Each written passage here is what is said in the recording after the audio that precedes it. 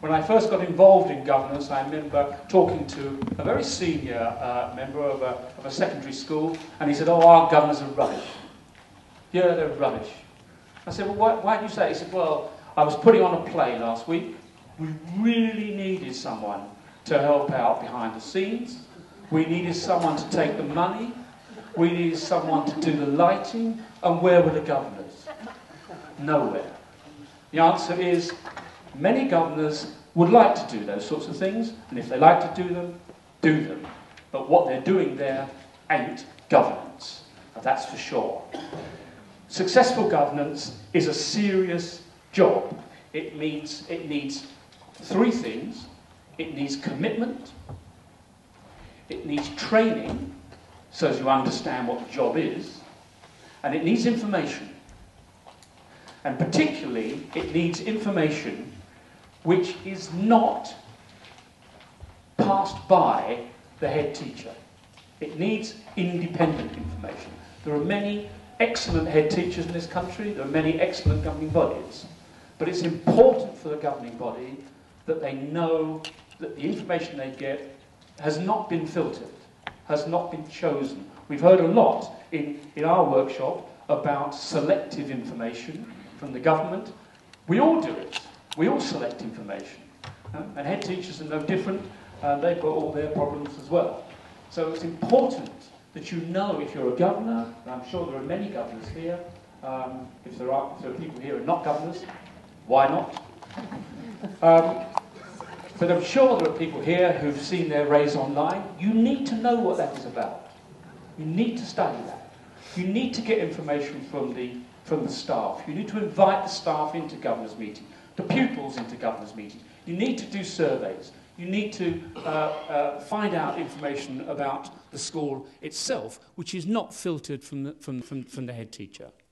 So these are crucial elements, in my view, about how to be a successful governor. Now, how will academies help with all that? Well, the answer is, in my view, they won't. Academies have actually got, in my view, virtually nothing whatsoever to do with that.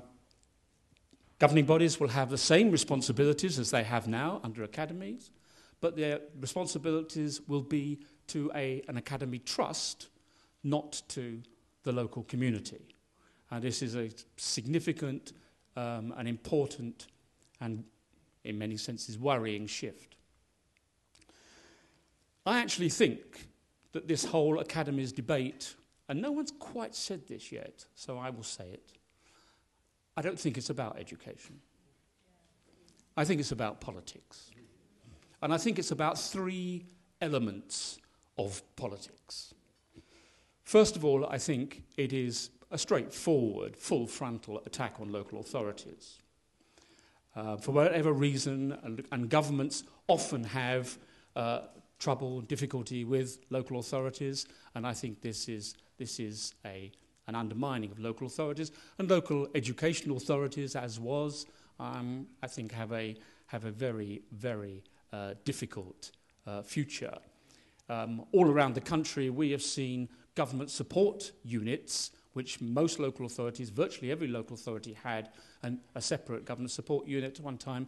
Many of those have gone now. Many have departed for lack of funding. So these are serious issues. So I think, first of all, there's an issue about local authorities.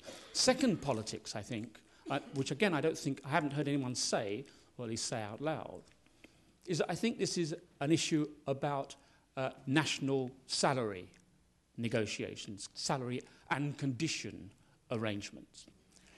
There's an organisation which some of you may know about called the School Teachers Pay Review Body, the STRB. And every year, my organisation gives evidence to the STRB. We all go along, 2 or 3 of us, and we sit in a room, and the STRB sort of sit in a semicircle around you, and they ask you questions. Every year, we say things like, we think the salary arrangements for teachers ought to be more straightforward and less complicated. And about every other year, the STRB make them more complicated and less straightforward. But one of the questions that they've asked us time and time and time again is whether we, as a representative governing body, a governance body, would support salary differentials in different parts of the country, geographical differentials. In other words, the absence of a national salary and conditions arrangements. Every year we've said we didn't think that would be a very good idea, and so they've asked us again about 2 years later. But so this has been on the agenda, and it's not just this particular government. This has been on the agenda for at least a decade now.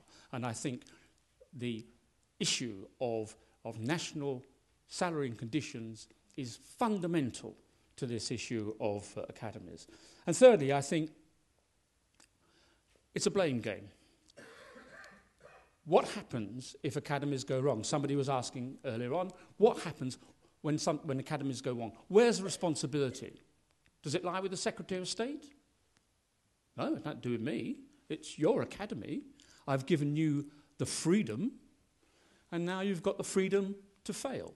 So I think there's a serious issue there about an abdication of responsibility by our nationally elected representatives.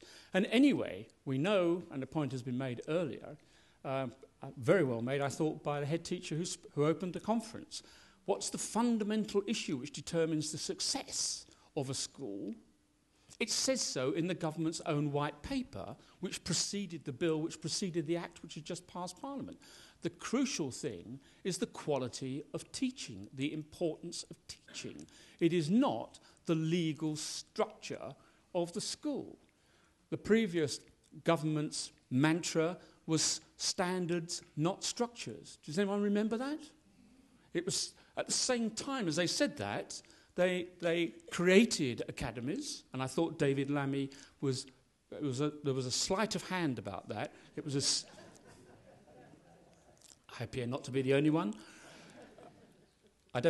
He's not culpable because he didn't, of course, become elected until 2000 when Bernie died, and the academies had just come in then. But it was a hostage to fortune then. I said so. Without dropping names, I spoke to time.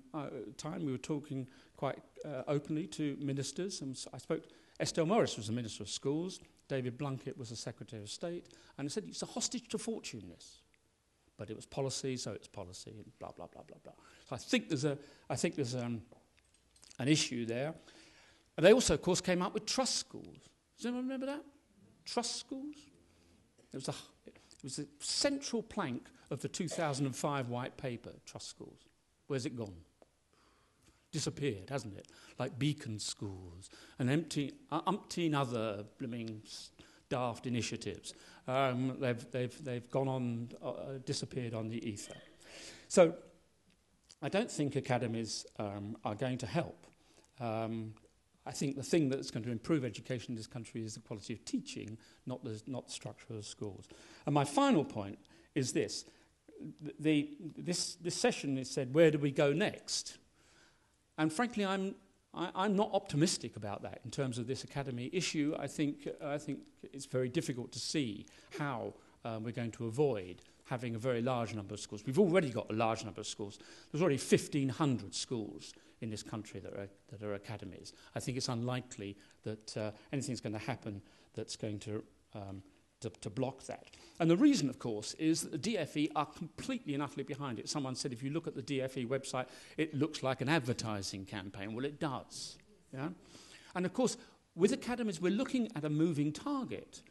Remember, the Labour Party thing was schools in desperate circumstances, fresh start, blah, blah, blah, blah, blah.